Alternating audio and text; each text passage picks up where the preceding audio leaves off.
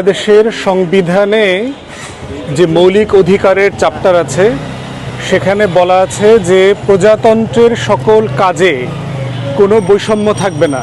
বাংলাদেশের যারা নাগরিক আছেন তারা প্রজাতন্ত্রের যে কোনো চাকরিতে আবেদন করতে পারবেন এবং চাকরি পাওয়ার জন্য যে শর্ত আছে পূরণ করলে এই চাকরিটা উনি পাবেন।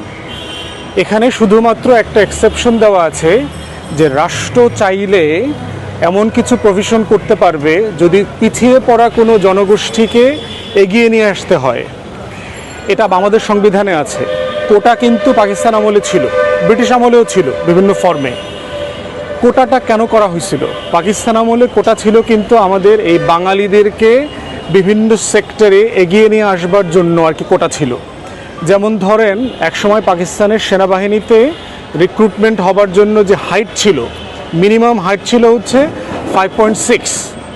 এখন 5.6 থাকার কারণে যেটা হয়েছে, বাংলাদেশ থেকে সেনাবাহিনীতে বিশাল সংখ্যক অফিসাররা চান্স পেতেন না। তখন কোটা দিয়ে যেটা করেছে যে বাঙালিদের ক্ষেত্রে 5.6-এরটা 5.4-এ নামায় নিয়ে আসা হয়েছে, 2 ইঞ্চি কমিয়ে দেওয়া হয়েছে। এবং এরপরে দেখবেন যে আমাদের অনেক সেনা কর্মকর্তা ওখানে চাকরির সুযোগ পেয়েছেন। ঠিক একইভাবে পাকিস্তানের সিভিল সার্ভিস থেকে শুরু করে প্রজাতন্ত্রের বিভিন্ন কাজে এই কোটা ছিল।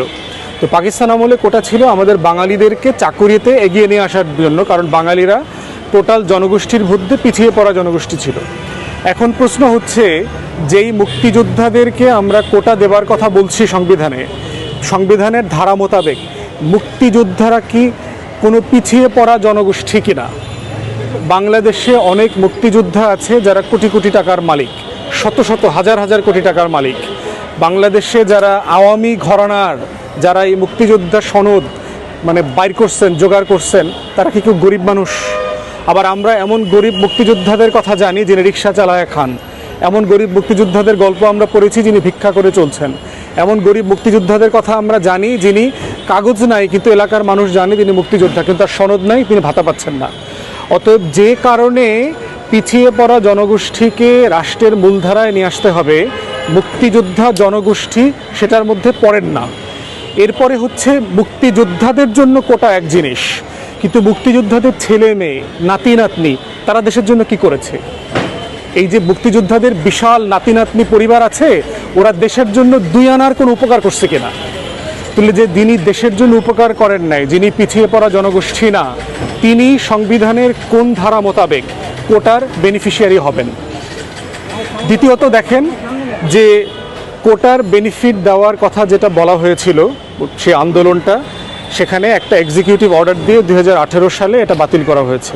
প্রশ্ন হচ্ছে 18 সালের যে প্রজ্ঞাপন, একটা এক্সিকিউটিভ অর্ডার দিয়ে একটা কনস্টিটিউশনাল প্রভিশনকে নাই করে দেয়া যায় কিনা? আমরা মনে করি যে যেই প্রসেসে করলে এই কাজটা সলিড হইতো সেই কাজটা তখন করা হয় নাই। এটা একটা ফাঁকিঝুঁকি কাজ করা হয়েছে। সিম্পলি 2018 সালের আন্দোলনটাকে নীরব করে দেওয়া, আন্দোলনটাকে থামিয়ে দেবার জন্য চেষ্টা করা হচ্ছিল, যে একটা ওয়াদা দিয়ে দেওয়া, এই ওয়াদা দিয়ে মোটামুটি আন্দোলনটাকে বন্ধ করে দেওয়া। আমাদের বুঝতে হবে যেই অধিকারটা অথবা যেই প্রভিশনটা সংবিধান এবং এই সংবিধানের সাব লয়ের মাধ্যমে করা হয়, সেটা ওই একই প্রসেসে পার্লামেন্ট এবং পার্লামেন্টের বাই লয়ের মধ্য দিয়ে করতে হয়। সেটা সিম্পলি একটা এক্সিকিউটিভ অর্ডার দিয়ে এটা হয় না। অতএব আমাদের আন্ডারস্ট্যান্ডিং হচ্ছে 18 সালে যে প্রসেসের মধ্য দিয়ে কোটা প্রথা বাতিল করা হয়েছিল সেটা সলিড ছিল না, সেটা সঠিক প্রসেস ছিল না বলেই আজকে ব্যাকডোর দিয়ে নাতি নাতনি এই বাটপার জনগোষ্ঠীকে দিয়ে আবার একটা রিট করে হাইকোর্টের উপরে বন্দুক রেখে এটাকে আবার ফিরিয়ে নিয়ে আসার চেষ্টা করা হচ্ছে।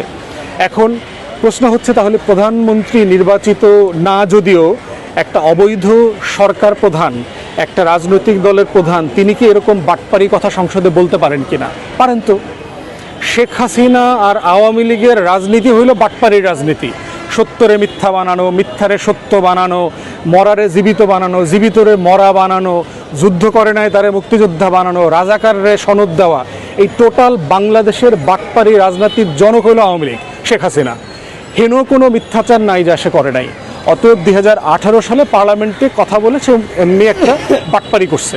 অতএব এই বাটপারিটাকে আবার ফিরিয়ে নিয়ে আসছে। এখন প্রশ্ন হচ্ছে, এই সময়টাতে আওয়ামী লীগের তো ইস্যুর কোনো শেষ নাই, সে আবার কেন কোটা প্রথা ফিরিয়ে নিয়ে আসার চেষ্টা করছে আন্দোলনটাকে?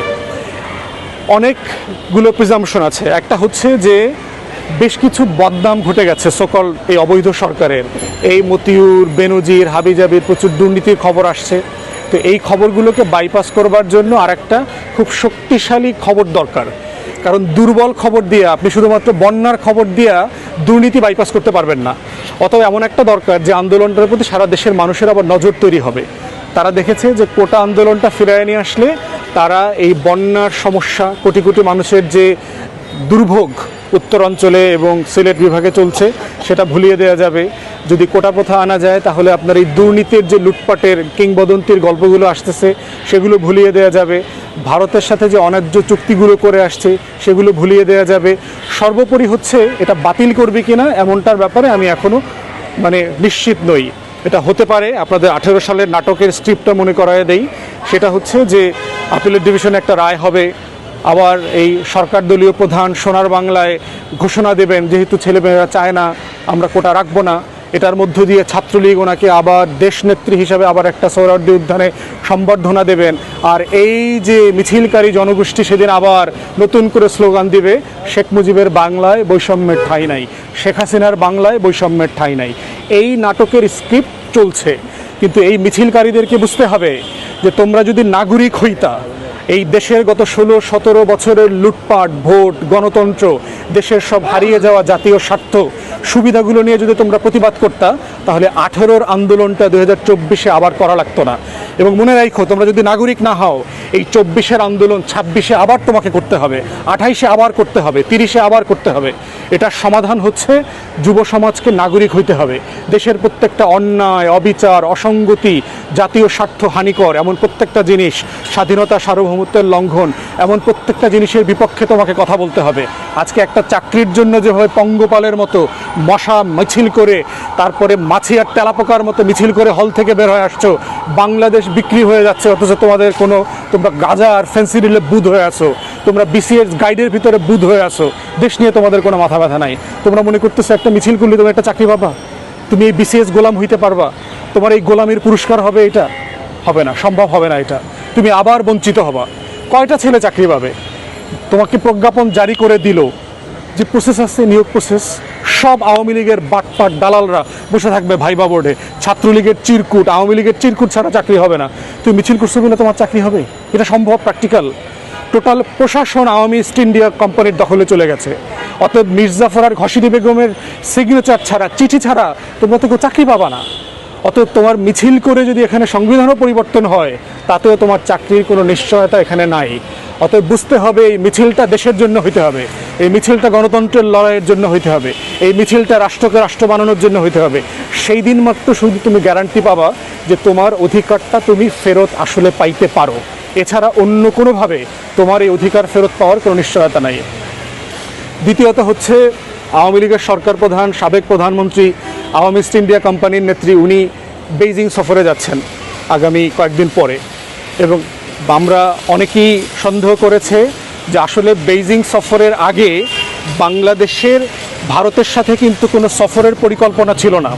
যেহেতু বেইজিং যাচ্ছে, তাকে দিল্লিতে তার বসরা ডাকায় নিয়ে গেছে হাজিরা দেওয়ার জন্য, যে তুমি বেইজিং যাচ্ছ, আসলে কি করবা, কি করতে পারবা, কি করতে পারবা না, তোমাদের সাথে কি কি স্বাক্ষরিত হবে, কোন কোন স্মারকের ড্রাফট তৈরি হয়েছে, সেগুলো বসদেরকে দেখায় নিয়ে আসছে। বেইজিংয়ে যাওয়া মানে হচ্ছে, আপনারা জানেন যে মে মাসে আমাদের সাথে বাংলাদেশের সেনাবাহিনীর সাথে চায়না সেনাবাহিনীর একটা মিলিটারি ড্রিল হওয়ার কথা ছিল, সে ড্রিলটা হয় নাই। জুন মাসে হওয়ার কথা ছিল, জুন মাসে হয় নাই, ভারতের বারবার অপোজিশনের কারণে, প্রতিবাদের কারণে। তাই গত যে জুন মাসে ভারতের দিল্লির সফর হয়েছে, এই সফরটা হচ্ছে সমন জারি করে না আসামিদেরকে, এটা হচ্ছে দিল্লির পক্ষ থেকে এই অনির্বাচিত ঘসিটি বেগমের সরকারকে সমন জারি করে নিয়ে গেছিল যে তুমি বেইজিং যাবা, তুমি কি করবা, কি করতে পারবা না, সেটা ড্রাফট তৈরি করে নিয়ে আসছে। অতএব পররাষ্ট্রমন্ত্রী কারেক্টলি বলেছেন যে আমরা দরগায় গেছিলাম, হুজুরের অনুমতি নিয়ে আসছি, হুজুর বিনীতভাবে আমাদেরকে পাগড়ি দিছেন, তারপরে সন্দেশ দিছেন, তবারক দিছেন, আমরা এখন বিমানে চড়ে বেইজিং যাইতে পারবো, কারণ সকল চুক্তিওয়ালারা অলরেডি দেখে দেখে ঠিকঠাক করে দিছেন। এবং এই চুক্তিগুলো স্বাক্ষর হবে কি হবে না সেটা ওনারা পরবর্তীতে ঠিক করে দেবেন। আর দাস তো আছেই, বেইজিং সফরে বাংলাদেশি সরকারের লোকরা গেলেও দল দাস তো আছে, চাকর বাকররা তো যাবে, ইস্ট ইন্ডিয়া কোম্পানির অনেক কর্মকর্তা কর্মচারীরা যাবে। অতএব কোনোভাবেই দিল্লির স্বার্থ এখানে নষ্ট হওয়ার কোনো সম্ভাবনা নাই। হাসিনা সরকার যেটা করছে, বাংলাদেশের স্বার্থ নিয়ে খেলছে শুধুমাত্র। দিল্লিকে যেটা দিয়ে পারে, বেইজিংকে যেটা দিয়ে পারে, মস্কোকে যেটা দিয়ে পারে, পশ্চিমাদেরকে যেটা দিয়ে পারে, এর সব কিছুর বিনিময় হচ্ছে জনগণকে বেচে দেওয়া। আমাদের 20 কোটি মানুষকে গত 16 বছর ধরে সে কন্টিনিউ বেচতেছে। অতএব দিল্লি সফরের পরে বেইজিং সফরেও বাংলাদেশের স্বার্থ রক্ষা খুব বেশি হবে বলে আমরা মনে করছি না। যে ঘাটতি বাজেট দিয়েছে, আপনারা ইতিমধ্যে জানেন যে $7 বিলিয়ন চায়নার কাছে সাহায্য চেয়েছে। বাংলাদেশের প্রত্যেকটা প্রকল্প স্থবির হয়ে গেছে, টাকার অভাবে কোনো প্রকল্প কাজ করতে পারছে না। এগুলোর কারণে হচ্ছে টাকা ভিক্ষা করতে গেছে। এই টাকা ভিক্ষার যে রাজনীতি, এটাই হচ্ছে বেইজিংয়ে স্বাক্ষরিত হবে। আমরা মনে করছি যে একটা অনির্বাচিত সরকার কোনো দেশে সফরে যাওয়া, চুক্তি করা, জনগণের তরফে দেয়া নেয়ার কোনো কিছু লেনদেন করবার কোনো এখতিয়ার নাই। এজন্য একমাত্র সমাধান হচ্ছে জনগণের সরকার প্রতিষ্ঠা করা, দেশে গণতন্ত্র ফিরায় নিয়ে আসা। এটাই হচ্ছে বাংলাদেশ এবং বাংলাদেশের 20 কোটি মানুষের ভবিষ্যৎ। ধন্যবাদ।